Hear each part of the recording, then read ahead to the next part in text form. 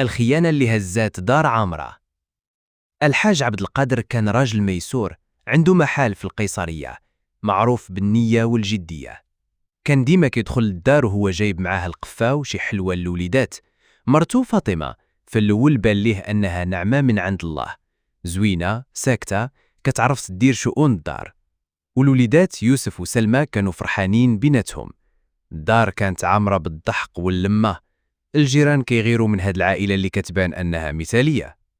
الحاج كان كيتيق في مراتو بزاف وخلى ليها كامل الحرية، كتخرج كتسافر عند دار والديها، كدير القفة وعمرو ما شك فيها. بالعكس كان ديما كيمدحها قدام الناس. مرتي ما عندي بحالهاش، لالا فاطمة هي اللي عمرات هاد الدار ديالي بالحب والحنان. ولكن الحقيقة كانت مختلفة بزاف. مع الوقت الحاج بدا كيلاحظ ان فاطمة كتخرج بزاف كتر من الأول، ولات كتزيد تغيب كل نهار، كتقول غادية عند أمي شوية، غادية السوق نجيب الخضرة، ولكن كتغيب بالساعات. في الأول ما عطاش أهمية حيت كان ديما كيتيق فيها، لكن النهار بدا يسمع كلام من برا: مراتك ولات كتلبس بزاف، كنشوفها راكبة مع شي واحد. واحد النهار الحاج نسى التليفون في دارو، وهو راجع ياخدو لقى فاطمة كتحرك فيه وهي مقلقة. قال لها: فاطمة اش كديري بتليفوني؟ جاوبته مرتبكة: غير بغيت نعيط لواحد صاحبتي. ولكن نبرة الصوت ديالها ما عجباتوش، ومن داك النهار بدات الشكوك تكبر في قلبه. من بعد أيام جا عنده صاحبه اللي خدام طاكسي كبير وقال ليه: الحاج اسمح لي، ولكن مراتك ركبات معايا أكثر من مرة مع راجل ماشي من عائلتها، كيمشيو لبلايص مشقوها. الحاج تصدم ولكن ما بغاش يصدق، قلبه ما خلاش يتصور أن هاد الشي صحيح. قرر الحاج يتأكد، تبعها واحد النهار وهي لابسه مزيان، ركبات مع راجل فعلا. مشاو وراهم حتى وصلوا لفيلا صغيره في برا المدينه.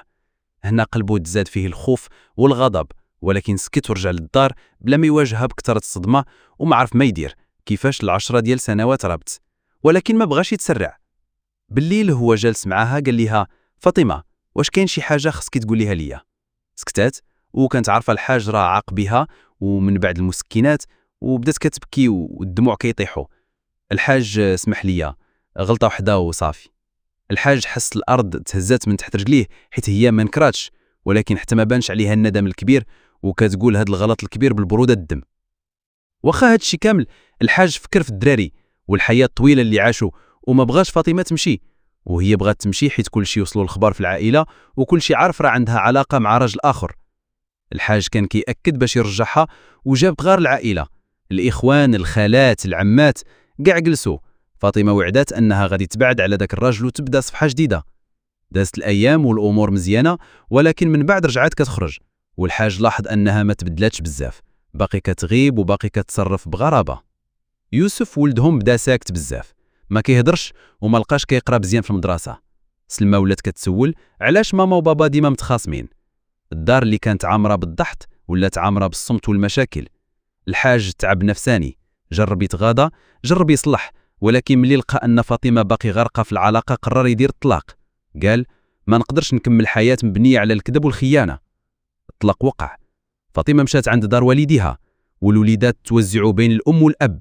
الحاج عبد القادر تبدل بزاف، ما بقاش كيعطي الثقه بسهوله، ولات عينيه عامرين بالحزن رغم انه كيضحك مع الناس. الجيران بقاو كيهضروا، الدار اللي كانت مضرب المثل تفرقات بسبب الخيانه. الخيانه ماشي غير زله، ولكن زلزال كيهد اساس دار كامله، والثقه منين كتكسر صعيب بزاف ترجع كيف ما كانت. هذه قصه واقعيه بزاف، بحالها كيوقعوا عشرات يوميا في المغرب. راجل كيثيق في مراته كيعطيها الحريه، ولكن الخيانه كتجي من اقرب واحد ليه.